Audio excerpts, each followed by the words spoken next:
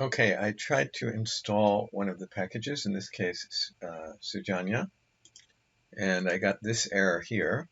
So line 370, and it says exercise and print limits doesn't have anything inside of it. So I was using the command, this one, to install the package. I used force equals true. Probably that's not necessary. Anyway, since I got that error message, I looked at line 370 and I saw this. I have to go back to here and edit. Now, of course, we don't want to edit unless we know what we're doing, because we don't want to run somebody else's package or project. But 370, I checked it and I saw, actually it looked like this before. Looks like that. So I did that and I got an extra line in there. And then let me do it. Okay, so let's see if this works. Now another thing is, when I load in the package, I get two versions of this.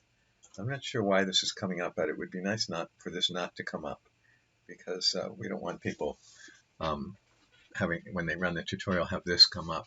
So anyway, this is the error. Now one other thing is that a good thing might be, let's see, we have the package installed. I guess this is maybe, right now I'm testing.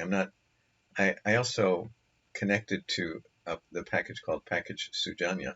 I have that here, but I'm not in there now.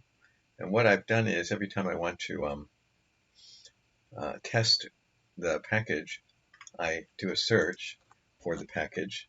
So I do a search for something like that, and I click here, and I remove it here.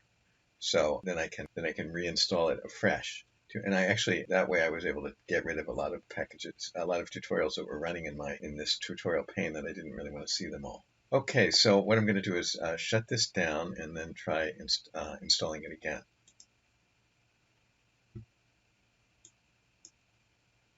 Okay, now I have it. Maybe I want to get rid of it right now first.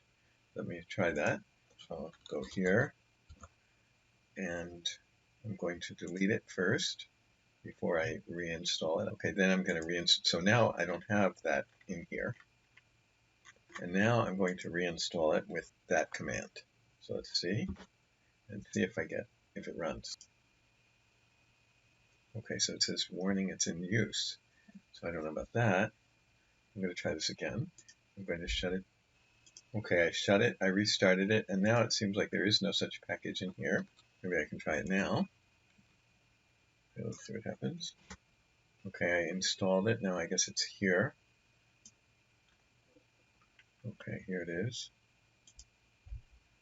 Okay, I get another error. So I'll try that 402. It's probably the same error, same type of problem. Let's see if there are any more that are similar to that. Yeah, here's another one. And let's see. Okay, maybe that's all of them. Maybe it's not. Okay, needed some blank lines. And I'll just put that in there. And I'll change that. Okay, I'll go back to here. I will stop and restart.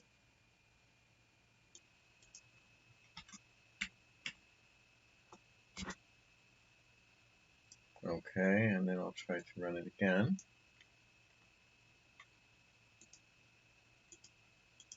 Okay, there's another error here called, there's no package called plot3d.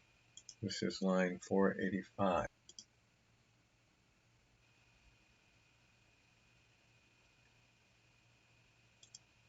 And then I need to go to here, and I'm going to have to update it because I made some changes on GitHub. So I'll have to pull down. Now I wonder why I'm getting this here. This is where it says make the 3D plot. There's a tick missing here. So let's see if we fix that. Then do these go away or not? Yes. Okay, so these go away. Then we have this 3D plot. Now, I think this needs to be up in the setup, not here. And we want to include this before we build. So I'll put this here. In fact, I'll run it right now.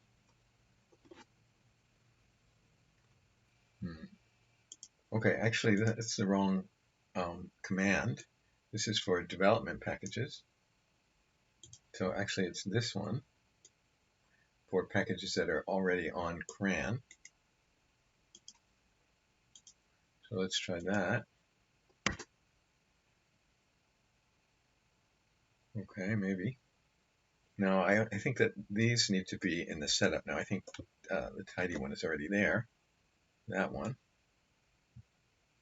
Okay, so I'm acting as the package owner here, which is not a great thing to do, but I'm going to do it.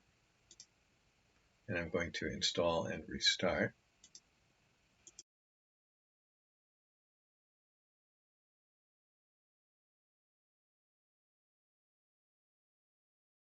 Okay, then I'm going to switch back to a different project, not this project. And again, I'm not sure. I'm going to see if I still have that package in here. I do, so I'm going to remove it first.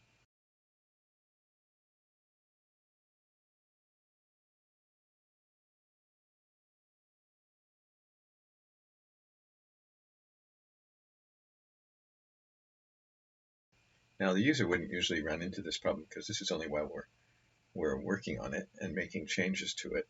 So the user probably wouldn't have to reinstall because they're not always we're actually updating the package over and over again. So the user would have to do it every time we updated the package, but that wouldn't happen generally. Anyway, I'm going to remove it. And then I'm going to reinstall everything again. And then try and run it again. Okay, so finally it seems to be working. So anyway, so now we need to go through the entire tutorial and make comments about it.